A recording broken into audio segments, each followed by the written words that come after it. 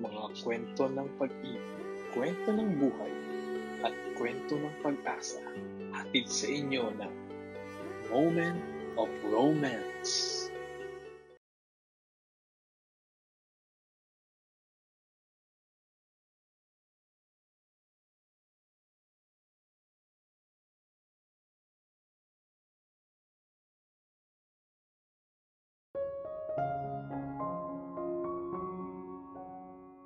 Sa mga nabitin po sa kwento ni Lina, heto na po ang karugtong ng istorya niya.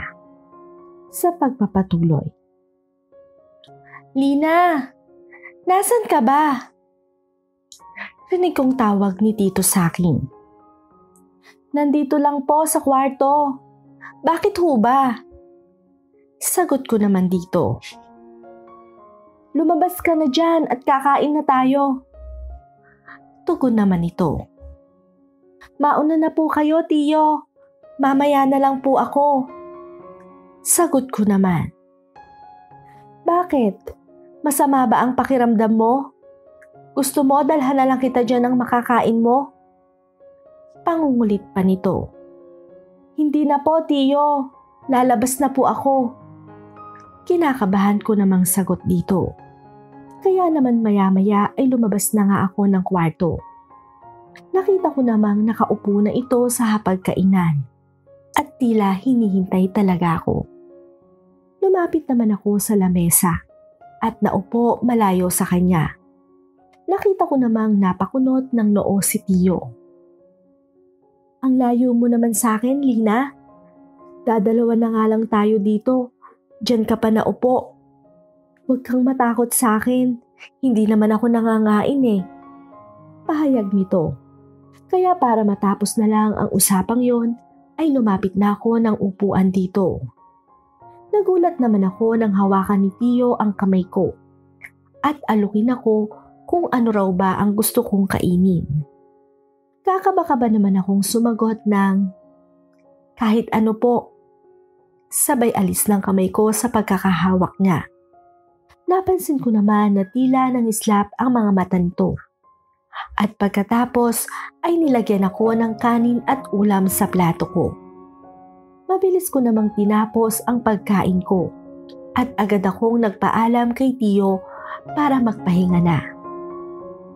Pagpasok ko sa kwarto ay agad-agad kong nilak ang pinto para makasiguradong hindi ako mapapasok nito sa loob. Pinakikiramdaman ko naman si Tiyo kung ano ang ginagawa nito sa labas. Ngunit tila tahimik lang ito. Kaya hindi nagtagal ay nagpasya na akong mahiga sa kama ko. Hanggang sa hindi ko namalayan na nakatulog na pala ako. Maya-maya ay nagising ako. Pakiramdam ko kasi ay tila may humihimas sa hita ko. At pagmulat ng mata ko, ay nakita ko si Tiyo. Ano pong ginagawa niyo dito? Tiyo Roger, lumabas na po kayo. Parang awa niyo na po. Huwag niyo na pong hintayin na sumigaw ako. May diin kong sabi. Sige, subukan mo lang na humiyaw. Kung hindi, may hindi magandang mangyayari sa'yo. Wika nito sabay diin ang kamay niya sa katawan ko. Nanginig ako sa takot dahil sa sinabi niya at tila nanigas ang buo kong katawan. Ganun pa man, sinubukan ko pa ring magmakaawa sa kanya. Tiyo, bakit po ba ginagawa niyo sa akin to? Mahal na mahal po kayo ni nanay at maayos na po tayo, diba? Kaya Tiyo, huwag niyo na pong ituloy kung ano man yung gusto niyong gawin. Pagmamakaawa ko. Pero hindi pa rin siya nakinig sa akin at tinuloy pa rin ang ginagawa. Hinatak niya ako at hinalikan sa leeg. Pagkatapos nun ay binulungan niya ako ng akin ka lang. Simula nun ay hindi ko na alam ang sumunod na nangyari. Hanggang sa magising na lang ako na niyuyugyug pala ni Tiyo ang balikat ko. Lina, gising! Ano ba nangyayari sa'yo? Bakit ang lakas ng ungol mo? Naglock ka pa ng pinto. Wika nito. Nagulat naman ako nang makonfirma kong panaginip lamang pala ang nangyari sa akin. Kaya nahihiya akong sumagot kay Tiyo nang tanungin niya ako kung ano daw ba ang napanaginipan ko. Hindi ko masabi ang totoo sapagkat baka isipin niya na pinag-iisipan ko siya ng masama. Oh, heto ang tubig. Uminom ka muna. Sabay abot nito sa akin. Kinuha ko naman ang baso na may laman na tubig at pagkatapos ay agad ko itong tinungga. Nang makita ni Tiyo na maayos na ako ay nagpaalam na ito sa akin. Nalalabas na daw siya. Nang maiwan akong mag-isa sa aking kwarto ay labis ang aking pagsisisi. Marahil ay tama si nanay na mabuting tao si Tio Roger. Ako nga lang siguro ang nag-iisip ng masama dito. Binibigyan ko ng maling-mali siya ang kabaitan niya. Kaya naman kinabukasan ay naging panatag na ang loob ko dito. Nag-iba na ang pagtingin ko sa kanya at itinuring ko na talaga siyang parang ama. Subalit ang pagiging sweet sa akin ni Tio ay hindi ko namalayan na iba na pala ang nararamdaman ko para dito. At hindi ko akalaing mahuhulog ako sa stepfather ko. Kamusta anak? Mabuti naman at magkasundo na kayo ng Tio Roger mo. Wika sa akin ni nanay. Oo nga po nay eh. Tama nga po kayo. Mabuting tao si Tio Roger. Tugon ko naman dito. Alam mo anak, nagpaplano na kaming magpakasal ng tiyo mo. Ano sa tingin mo? Tanong nito sa akin na hindi ko naman nagustuhan. Bigla naman akong nakaramdam ng selos dito. Kaya imbes na maging masaya ako para sa nanay ko, pakiramdam ko naman noon ay karibal ko na ito. Alam kong mali na umibig sa stepfather ko. Pero masisisi niyo ba ako kung mahulog ang loob ko dito? Dahil sa pagpapakita nito ng kaswitan sa akin. Kaya naman nakaramdam tuloy ako ng inggit kay nanay na hindi ko lubos na isip na hahantong ito sa sakitan. Para kasing naging obses ako kay Tito Roger na kung dati ay natatakot ako dito, ngayon naman ay pakiramdam ko na gusto ko na ito. Hindi lang palabas na gusto, kung hindi pati maagaw ito kay nanay. Kaya nang magkaroon ako ng pagkakataon ay isinagawa ko ang balak ko. Ngunit ako ay nabigo lamang.